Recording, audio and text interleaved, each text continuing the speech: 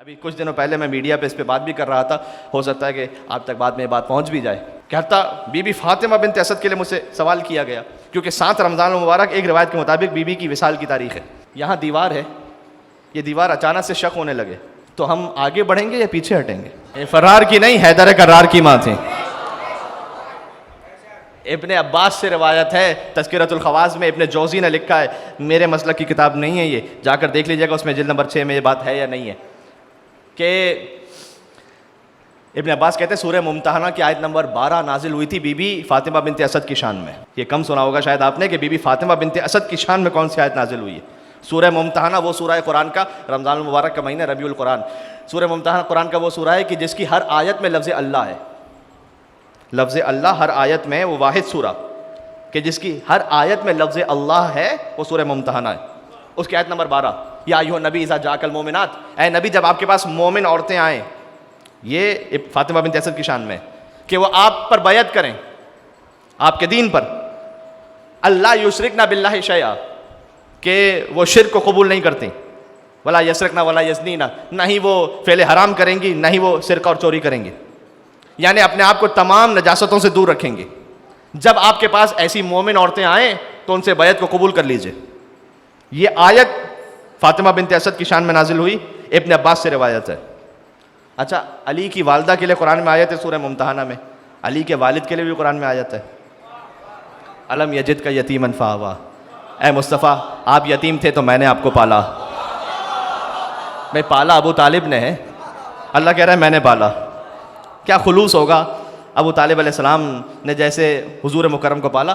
کہتے ہیں کہ اللہ میں نے پالا، مجھے پورے قرآن میں بتلاؤ کہ اللہ نے کسی کافر کے عمل کو اپنا عمل کہا ہو۔ پورے قرآن میں یہ بتلائیے کہ اللہ نے کسی کافر کے کام کو کہا کہ یہ میرا کام ہے۔ یہ تو انبیاء کی شان ہوتی ہے کہ جو نبی کرتے ہیں اللہ کہتا ہے میں نے کیا۔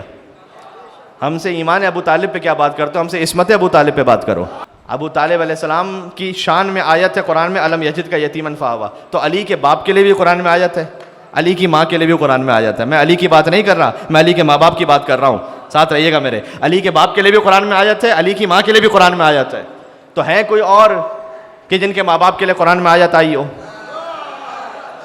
باقی صدر اسلام کے کسی باپ کے لیے، کسی ماں کے لیے قرآن میں آیت نہیں آئی، اس لیے کہ آیت نازل ہونے کے لیے مسلمان ہونا ضروری ہے، اور مسلمان ہونے سے پہلے معلوم ہونا ضروری ہے۔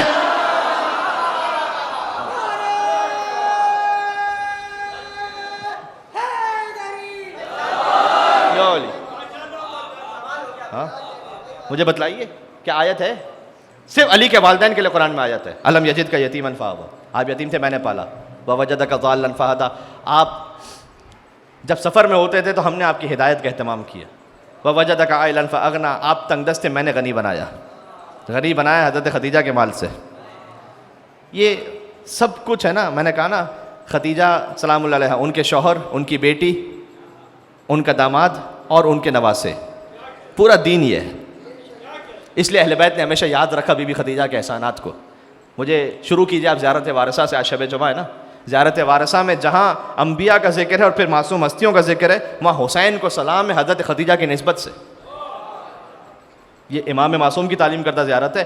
ائمہ نے یاد رکھا ہر موقع پر حضرت خدیجہ کے احسانات کو۔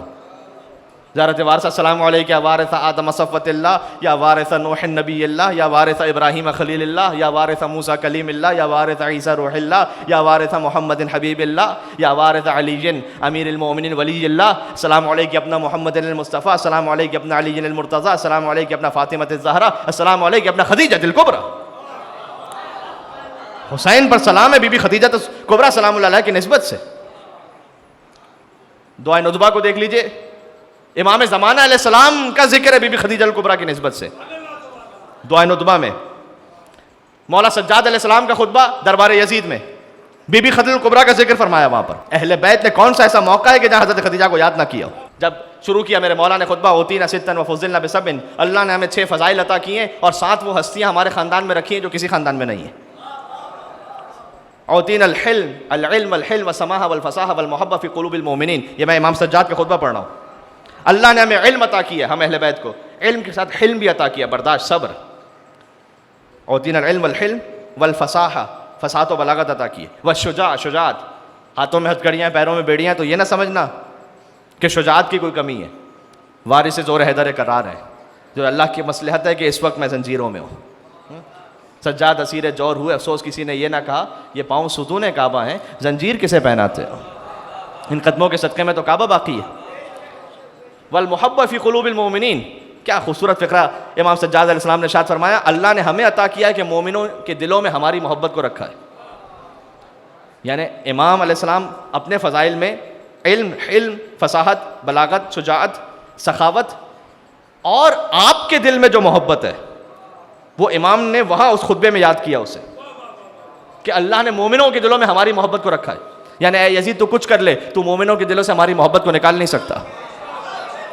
یہ 1400 برس بعد بھی ذکر اہل بیت اطہار برپائے فرش عذاب پر آپ موجود ہیں, یہ امام سجاد علیہ السلام کے اس فقرے کا صدقہ ہے. والمحبہ فی قلوب المومنین وفضلنا بسبع, کہ اللہ نے ہمیں 6 فضائل عطا کیے اور 7 ہستیاں ہمارے خاندان میں عطا کی ہیں جو کسی خاندان میں نہیں ہیں.